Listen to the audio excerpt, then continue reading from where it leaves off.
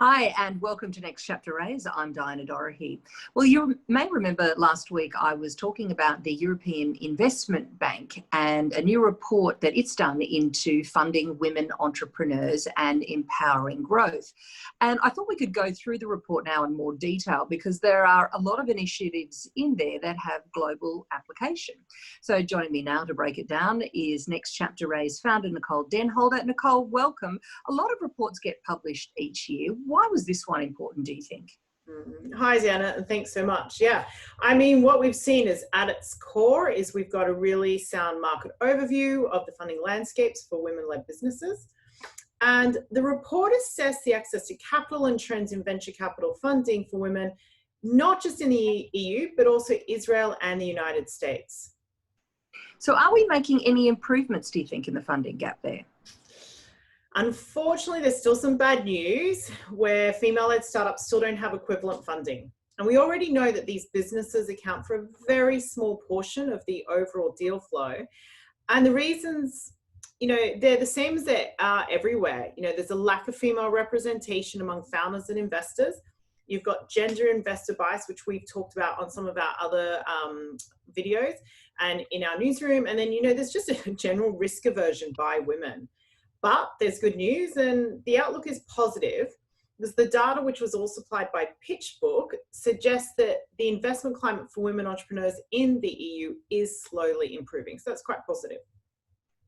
It is. What about bootstrapping? Do female founders in Europe fall into the same trap there as they do elsewhere in the world, including Asia?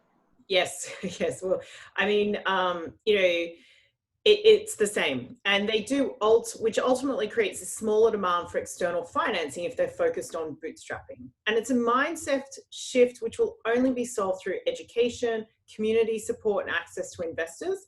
But the other issue that should take less time to change, we hope, or be easier to address is the lack of representation of women in these key decision-making roles at venture capital firms. And if that did even up, I think we'd see really good significant flow-on effect. Today, women partners are more than twice as likely to invest in women-led enterprises in Europe and 3 times as likely to invest in enterprises with women CEOs. So what are some of the recommendations then that the EIB makes to level the playing field? Well, some good news because they've given a number of short and long-term recommendations. And they've divided them into 4 categories: policy, financing, advising, and awareness.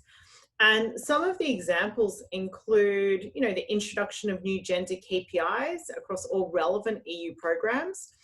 Another one's providing a seal of excellence for investors, rewarding them when they do gender-based investments. Building a European network of gender-conscious investors to provide female founders with connections and different funding opportunities. And also exploring innovative financing solutions, which we really like that concept, dedicated co-investment with women-led funds, dedicated impact funds, funds with a female investment focus, and gender bonds. And ultimately, systematic monitoring of gender data across all of these programs and opportunities.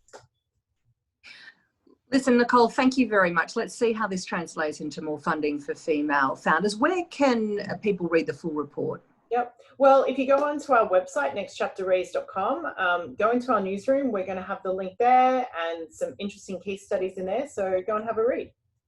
Will do. Thanks again. Thanks, Anna.